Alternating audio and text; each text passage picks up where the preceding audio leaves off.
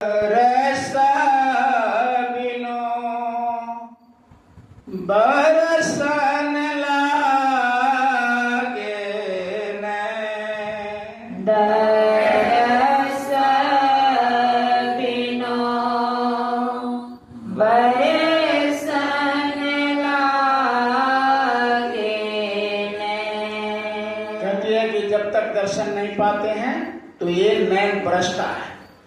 यानी ये मीराबाई ने लिखी है अपनी साधना पुस्तक में कि जब तक वो ध्यान में बैठती थी, जब तक वो अपने गुरु के दर्शन नहीं पाती थी, तो उनकी आंखों से वर्षा जैसे होता ना, पानी बरसता है, बादल बरसता है, तो वैसे झरझर झरझर उनकी आंखों से ये पानी गिरते थे। जब तक दर्शन नहीं होते रात रात भर बैठे रहते थे।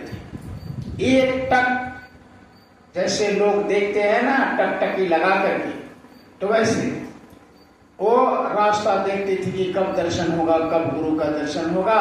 तो बड़ा विरह वेदना के साथ उन्होंने भक्ति की। आगे उन्होंने कहा, एक टकी मैं पथ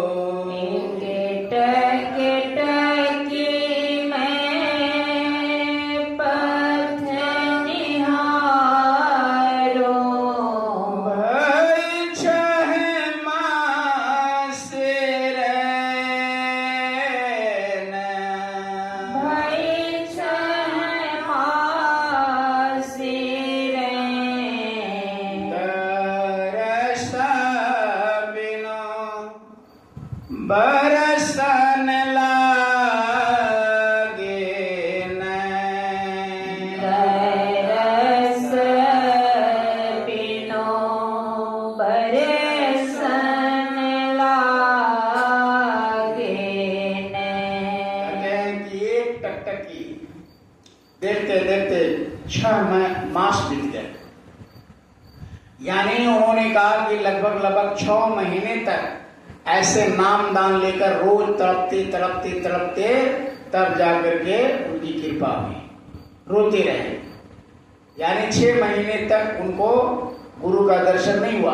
अंदर में बाहर से दर्शन करते थे, जैसे हम लोग उत्तरा में गए गुरु महाराज को देखते थे, गाड़ी में सत्संग करते हुए, दर्शन करते हुए देखते थे। लेकिन मीरा कहती है कि जब हम आंख बंद करके साधना में बैठते तो अंदर में उनका दर्शन नहीं होता था, इसलिए बड़ा तड़प होता था, बहुत वेदना होती। तो यहां तक भी लिख दिया कि रात भर रोते रोते जब सोती थी तो तकिया उनका भीग जाता था। जब तक दर्शन नहीं होता रात भर वो सोती नहीं थी। ऐसे 6 महीने उनका बीत गया। और 6 महीने के बाद जब देखा गुरु ने कि अब इनकी तड़प हो गया, विरह वेदना आ गए, तब जाकर दर्शन दिया, तब जाकर के उनके अंदर में शांति मिला। तो सब कोई, जितने भी साधक इस धरती पर आए, चाहे कोई भी हो, सब लोगों ने उस महापुरुषों की बहुत बड़ी सेवा किया, महात्माओं की सत्संग की सेवा किया। तो सेवा के बल से ही सभी लोगों ने उस मालिक को प्राप्त किया।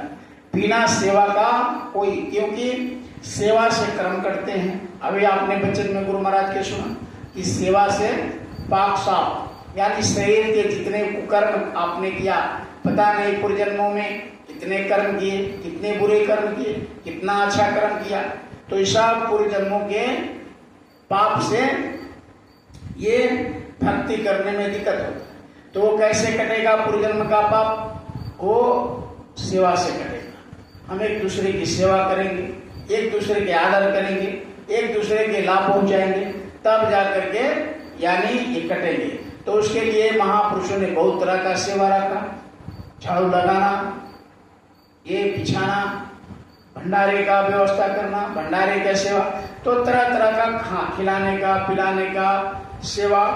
तो आश्रम में गुरु महाराज ने भोरे उठा करके 4 बजे ले जाते थे और उधर ले जा करके नाली सफाई कराया, किसी गांव के नाली को साफ करवाए, तो ऐसे सेवा करवाते थे, परमार्थ का कार्य कराते थे।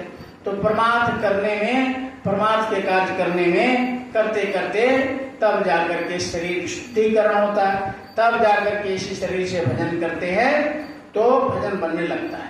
नहीं तो पहले नहीं। सभी लोगों ने रोया, हंस कोई ना पाया, जिन पाया तिन रोई। सभी महापुरुषों ने रो करके ही माली को याद प्राप्त किया।